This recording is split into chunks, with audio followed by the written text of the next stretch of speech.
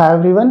तो आज का हमारा टॉपिक है कि जो भी हमारे पास रेशनल नंबर्स गिवन होते हैं, जैसे ये है रूट 5, तो इसको इर्रेशनल प्रूव करना है। अब इर्रेशनल प्रूव करने के लिए हमें थ्योरम 1.2 है, पहले मैं वो समझा देता हूँ, उसके बाद मैं इस क्वेश्चन पे आऊँगा। ये थ्योरम दे रखी है, लेट पी बी ए प्राइम नंबर। हमने सपोज मान लिया 5 है, एक प्राइम नंबर है, उसको पी मान लिया है। If p divides a square यहाँ पर कोई भी एक इंटीजर है, then p divides a where a is a positive integer. यहाँ पर हमने जो ए स्क्वायर है या फिर ये जो ए कंसिडर किया है, ये क्या है? पॉजिटिव इंटीजर है। तो कुछ ऐसा गया है कि अगर ए स्क्वायर जो है it is divisible by P, मतलब कोई प्राइम नंबर है, तो जो ये ए होगा वो भी उस प्राइम नंबर से डिवाइड होगा। फॉर एग्जाम्पल हमने मान लिया यहाँ पर 100 जो है वो 5 से डिवाइड हो रहा है, तो ये जो ए स्क्वायर है दैट इज इक्वल टू 100, तो यहाँ पर ए की वैल्यू उस अकॉर्डिंग क्या हो जाएगी? 10, और वही 5 से डिवाइड होगा। तो कहने का मतलब ये है कि अगर कोई भी नंबर है, कोई भी पॉजिटिव इंटीजर ए है, उसका स्क्वायर अगर किसी प्राइम नंबर से डिवाइड हो रहा है, तो वो सिंपल नंबर भी उस प्राइम नंबर से डिवाइड होगा। इसका मतलब ये हो गया कि जो 5 है वो 100 का भी फैक्टर है और 10 का भी फैक्टर है। तो ये इस थ्योरम को में शो किया जा रहा है और इसी थ्योरम का यूज होगा इस वाले क्वेश्चन में। इसके आगे कोप्राइम का कंसेप्ट है, मैं वो भी आपको समझाऊंगा। अब कंसेप्ट है कोप्राइम नंबर्स का। ये बेसिक चीजें हैं जो मैं बता रहा हूँ, क्योंकि आगे वाले जो क्वेश्चन है प्रूव वाले, उसमें ये हेल्प करेंगे। कोप्राइम नंबर्स क्या होते हैं? Numbers having only one as common factor, जिसमें जो फैक्टर जो होता है कॉमन वो सिर्फ 1 होता है। जैसे अगर मान लो एग्जांपल मैं लेता हूँ 8 एंड 16। अब 8 के फैक्टर्स क्या क्या हैं? 1 2 4 8, और 16 के क्या क्या फैक्टर्स हैं?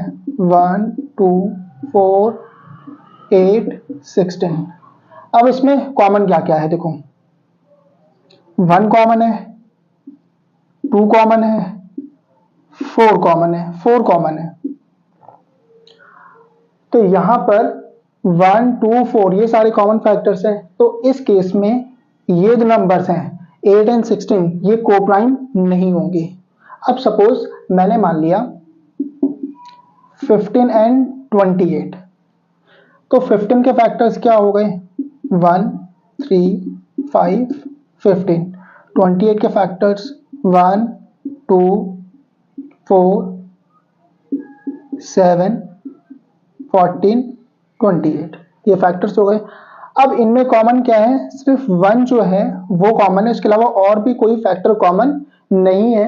तो ऐसे नंबर जैसे 15 और 28 हो गए, ये आपके कोप्राइम कंसिडर किए जाएंगे।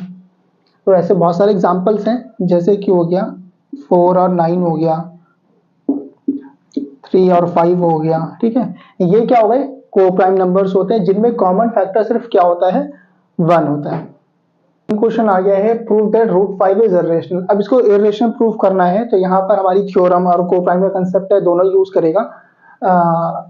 जैसे हमने क्या करेंगे, स्टार्टिंग में हम ये मान लेंगे, let us assume that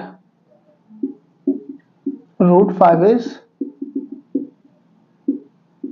rational number. तो हम मान लेंगे रूट 5 रेशनल नंबर है। अब ये थ्योरम बेस्ड क्वेश्चन है, तो इसमें क्या होता है, तो स्टेप्स जो है आपको याद रखने हैं कि क्या कंसेप्ट, ये स्टेप कब यूज होगा। रूट 5 का हम मान लेंगे रेशनल नंबर है, इसका मतलब root 5 is equal to A upon b हो जाएगा।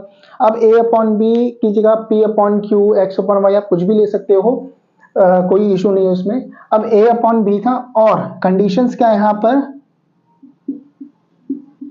Where b is not equal to 0, जो नीचे वाला नंबर वो 0 इक्वल नहीं होगा, एंड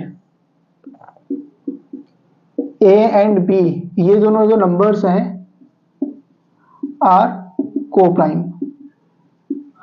कोप्राइम का मतलब क्या हो गया है? मैंने अभी पहले समझाया था आपको कि ए और बी इन दोनों के 1 के अलावा और कोई कॉमन फैक्टर नहीं होगा। तो इसमें क्या करना है, हमें ना एक तरीके से रिवर्स में जाना है। हमने मान लिया है कि रूट 5 रेशनल है। रेशनल का मतलब हो गया हम उसको ए अपॉन बी की फॉर्म में लिख सकते हैं। ए अपॉन बी का फॉर्म में लिख सकते हैं और बी नीचे जीरो नहीं होना चाहिए और ये को प्राइम है।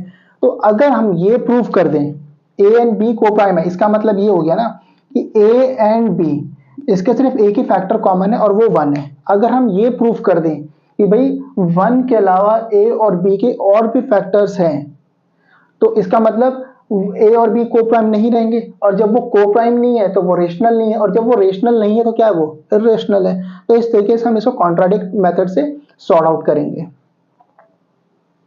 आगे कंटिन्यू करते हैं, हम क्या लिखेंगे, हमने लिया root 5 is equal to A upon B. अब B root 5 is equal to A, ये भी उधर जाकर मल्टीप्लाई हो गया है। नाउ स्क्वायरिंग बोथ साइड्स, ये हो जाएगा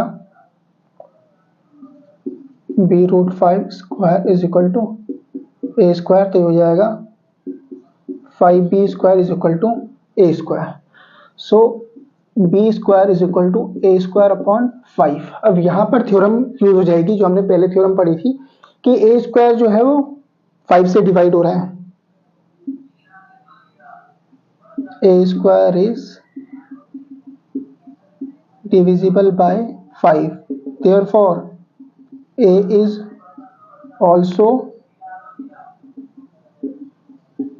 divisible by 5, ये कंडीशन आ गई है। अब यहां पर हमने लिख दिया, लेकिन हमें ये भी दिखाना है कि भाई जो बी स्क्वायर है वो भी 5 से डिवाइड होगा या उसका भी एक और फैक्टर है। यहाँ A square is divisible by 5, A is divisible 5 का मतलब हो गया कि ए का फैक्टर 5 भी है 1 के अलावा। अगर हम ये प्रूव करते हैं फिर बी का भी फैक्टर है। आगे एक स्टेप है, इसको हम मान लेंगे इक्वेशन फर्स्ट। अब जब इसको इक्वेशन फर्स्ट मान लिए तो late A equal to 5c, और यहाँ पर हमने यही इक्वेशन वहां पर लिखना है ताकि हमें सॉल्व करने में आसानी हो जाए। 5b square is equal to a square, ये इक्वेशन मैंने वहां कॉपी कर दी है, तो ये आ गया same 5b square is equal to A की वैल्यू यहाँ पर 5c है और उसका स्क्वायर है, तो ये आ जाएगा 5b square is equal to 25c square. यहाँ पर जो c है ये एक अनदर इंटीजर है, ये हमें हेल्प करेगा कि जैसे हमने a स्क्वायर डिविजिबल बाय 5 दिखाया तो b स्क्वायर को भी 5 से डिवाइड करने में हेल्प करके दिखाएगा।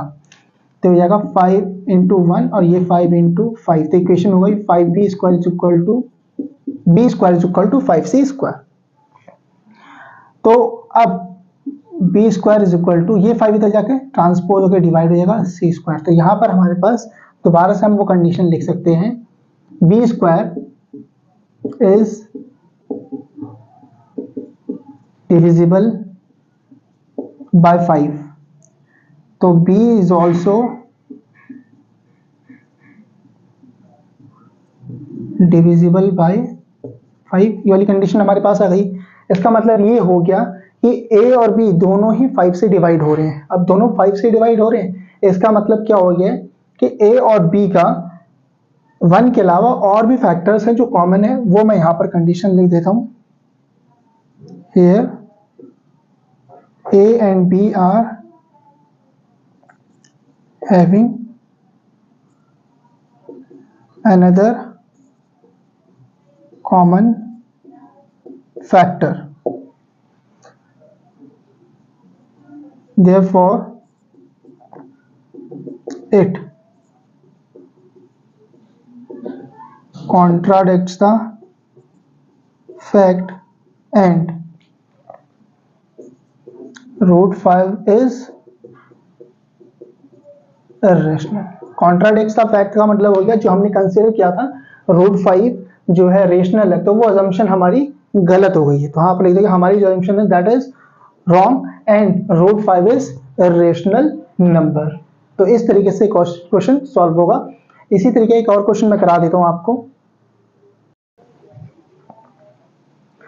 तो सेम तरीके एक और क्वेश्चन करा रहा हूं, proof 3 + 2 root 5 is irrational. Same उसी तरीके से करना है। पहले अज्यूम करो, let us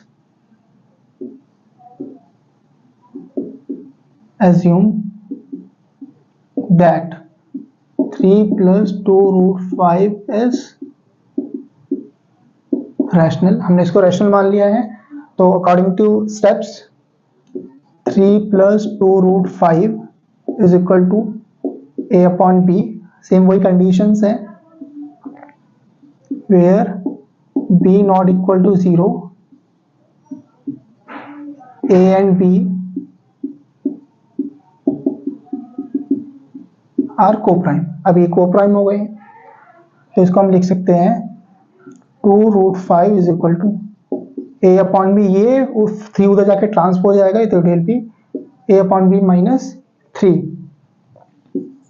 √5 is equal to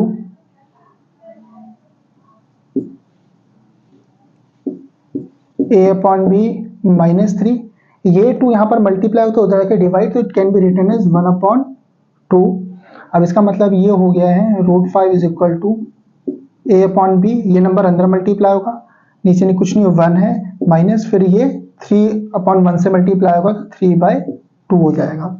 अब यहाँ पर आप देखोगे यहाँ नीचे 2 भी आएगा साथ में, ठीक। यहाँ आप देखोगे 3/2b, a अपॉन 2b, ये क्या है, a अपॉन b क्या है, रेशनल है। अब a अपॉन 2b भी क्या होगा, रेशनल होगा, -3/2 रेशनल है। अब आपको ये पता है कि ये क्या है, इर्रेशनल नंबर है, और ये जो वैल्यू है दैट इज रेशनल। अब irrational can't be equal to rational, दोनों बराबर नहीं हो सकते हैं, तो हमारी जो असम्पशन है वो दोबारा फिर गलत हो जाएगी। तो यहां पर आप लिखोगे our assumption that 3 + 2√5 is rational contradicts, ये कॉन्ट्राडिक्ट कर रहा है, therefore 3 + 2√5 इज इर्रेशनल। तो इस तरीके से बाकी क्वेश्चंस भी आपके सॉल्व हो जाएंगे सेम तरीके से।